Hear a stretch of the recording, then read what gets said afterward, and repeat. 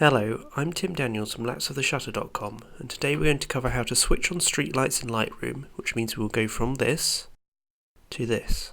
This is particularly useful when you have a photo taken in daylight and you want to simulate a nighttime effect.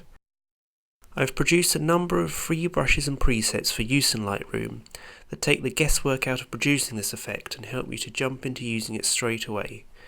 You can download the totally free Lightroom Develop System designed for landscape and cityscape photographers and containing over 1,000 free presets and brushes from lapseoftheshutter.com. Now, this photo of the Torii Gates and the Fushinari Shrine in Kyoto is taken in the daytime. I've already applied some presets from the Lightroom Develop System to shift the colours back to the deep red that the gates are actually painted.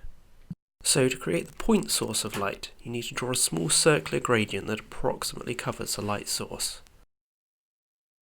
You can either choose the Turn on Streetlight 1 brush from the Lightroom Develop System,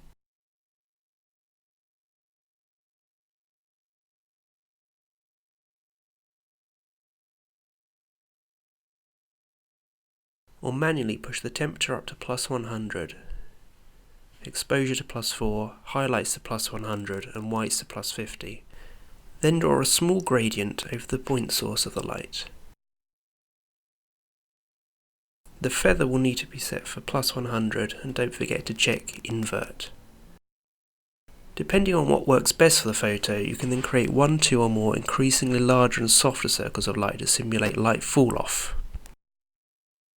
Use a higher numbered Turn on Streetlight brush, or create your own brushes. Set the exposure to +2, the highlights to 50, and the whites to 0. Now draw a bigger circular gradient, as close as you can get to the first.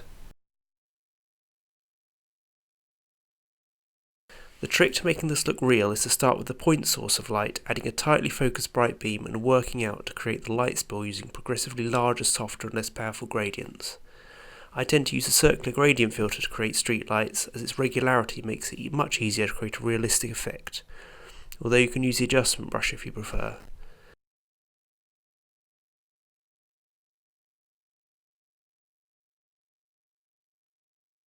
As you get further away from the light source, you'll have to reduce the sliders.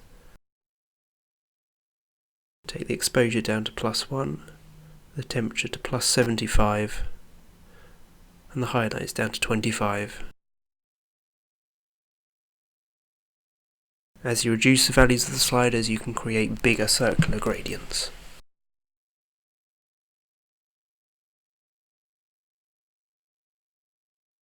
For the final circular gradient, which is furthest from the light source, I'll reduce the exposure to 0.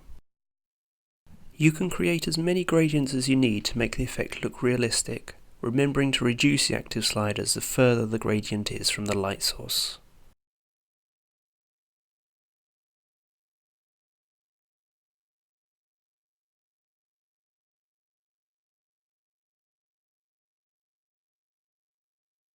You now have one finished photo, from this to this. As a quick bonus, if you want to enhance real streetlights, like in this photo of Bangkok, there's no need to paint over them. There are a number of streetlight enhancement and streetlight glow presets as part of the Lightroom Develop System. They work by modifying the HSL sliders, and they're found in the HSL Color Grades Extra.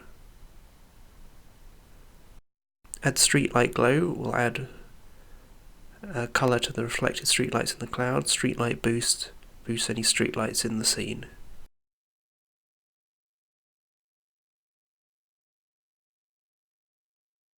They're both easy to recreate manually. Add Streetlight Glow boosts purple hue, purple saturation and purple luminance.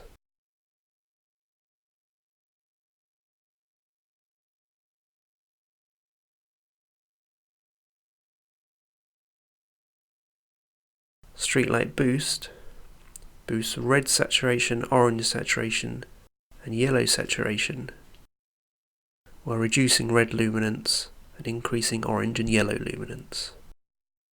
So those few simple changes to HSL, you can go from this to this.